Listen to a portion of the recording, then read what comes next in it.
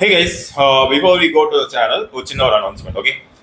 நம்ம கிட்ட இன்னொரு சேனல் இருக்கு where you can learn the technologies which are needed for you to get a job in IT industry. அதாவது நீங்க Python ப்ரோக்ராமிங்கா இருக்கட்டும், அல்லது ஒரு வெப் டெவலப்மெண்ட்டா இருக்கட்டும், அல்லது டேட்டா சயின்ஸோட கான்செப்ட்ஸா இருக்கட்டும், இதெல்லாம் நம்ம வந்து டீச் பண்றதுக்காக ஒரு தனியாக ஒரு சேனல் வச்சிருக்கோம். அது பேர் வந்து சுரேந்திர மோகன் தேடினா போதும்.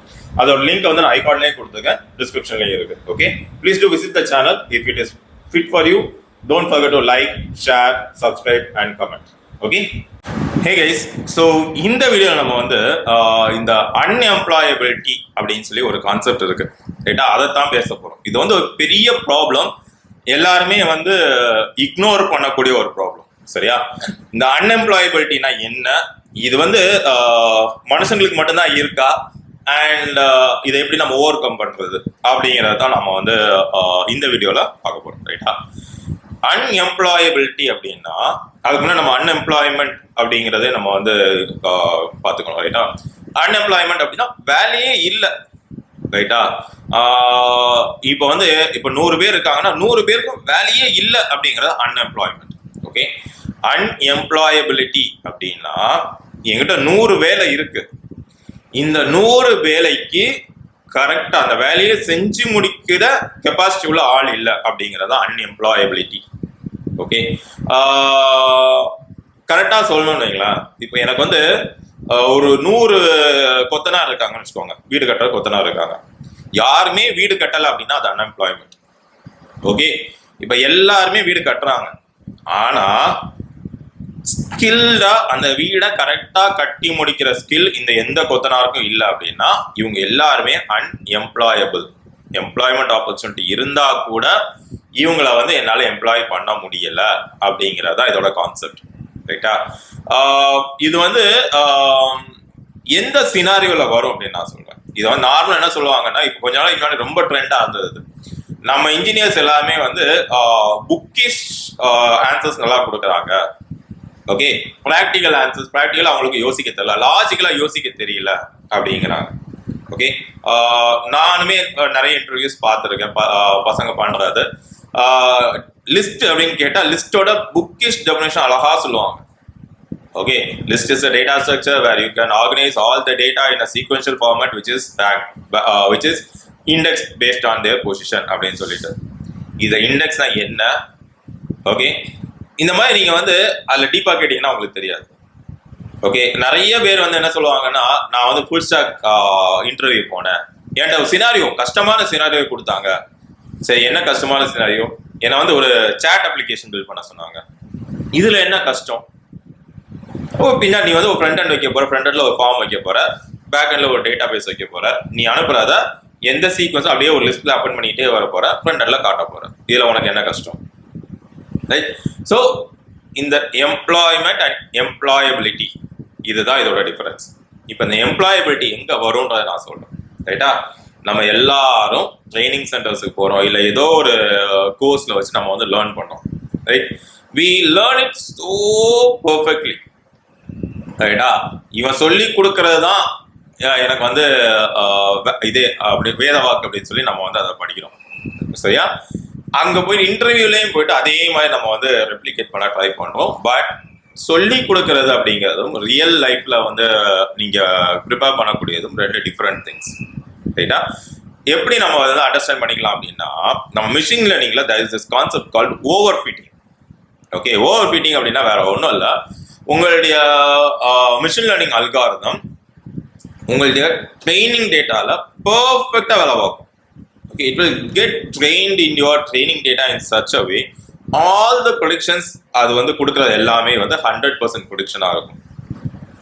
But when the same model gets deployed in production, real environment கொண்டு போடும்போது அதோட எரர் வந்து ரொம்ப அதிகமா இருக்கும். So that is this concept called overfitting, because that machine has learned it or set itself in such a way it had fitted perfectly to the test data, ரைட்டா? இதே தான் நமக்கும் நடக்குது. நம்ம டெக்ஸ்ட் புக்ல இருக்கக்கூடிய விஷயங்களை நம்ம அப்படியே என்ன சொல்றது, உரிச்சு காய்ச்சி அப்படி உள்ளே ஏற்றி இதுதான் நமக்கு வேலை வாங்கி கொடுக்க போகுது அப்படின்ற நம்பிக்கையில நாம் அதை படிக்கிறோம், ரைட்? உண்மை அது கிடையாது. உங்களுடைய ரியல் லைஃபுக்கு தேவையான ரூல்ஸை கொடுக்கறது தான் அந்த டெக்ஸ்ட் புக். ஓகே, ரூல்ஸை மட்டும் கற்றுக்கிட்டு உங்களால் அந்த கேமில் பெரிய ஆளாக போக முடியாது. You have to practice.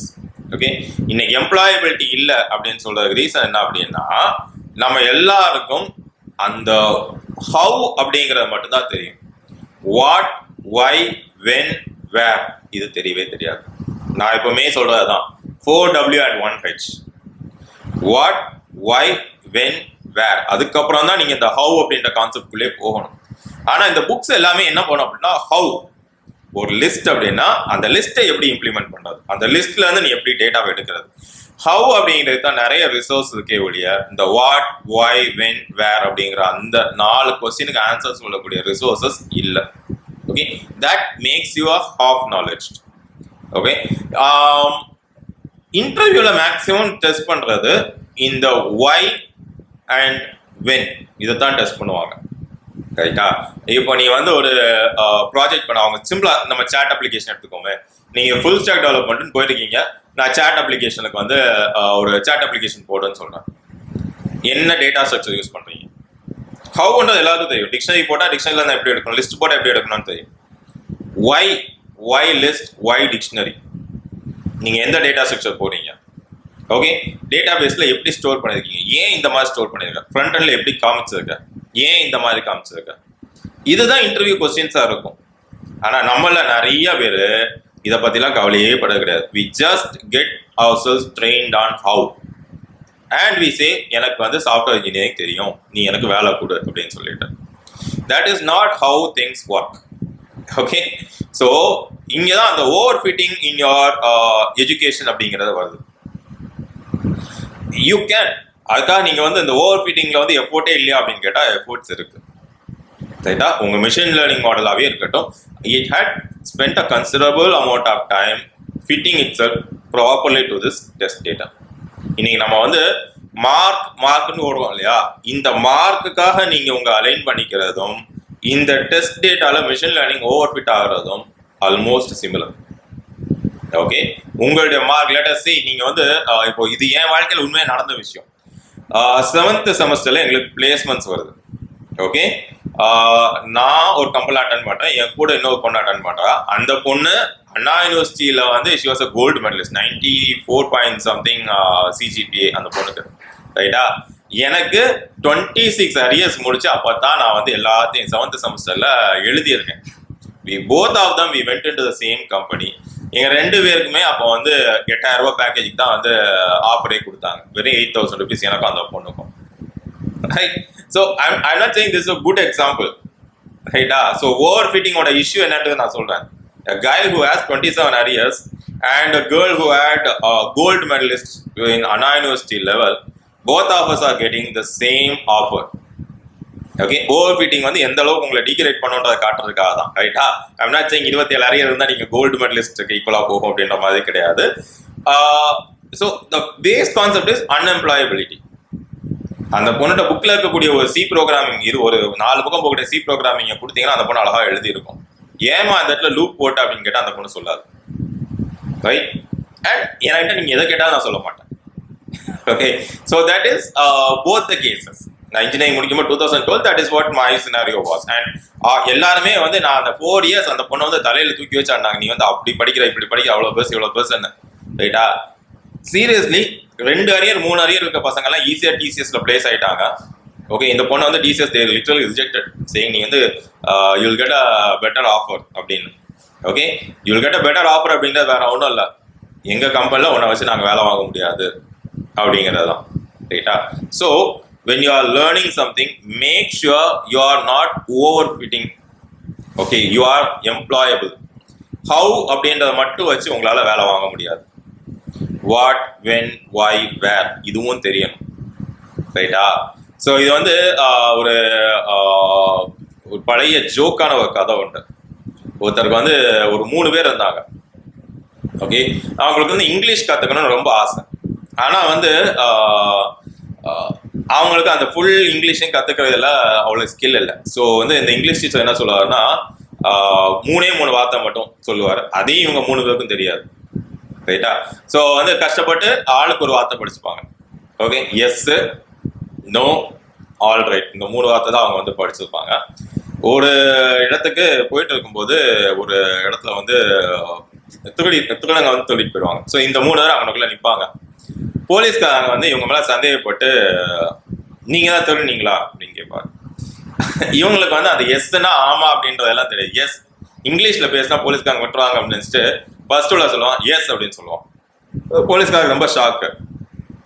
சந்தேகம்லாம் ஒன்றும் இல்லையே அப்படின்னா, 2வது இல்லாம நோ அப்படின்னு. அப்போ உங்களை நாங்கள் அரெஸ்ட் பண்ணி உள்ள கூட்டு போயிடலாமா அப்படின்னு கேட்டோன்னே 3வது இல்லாம ஆல் ரைட் அப்படின்னா 3 பேரை அரெஸ்ட் பண்ணி உள்ள கூட்டு போயிடுவாங்க.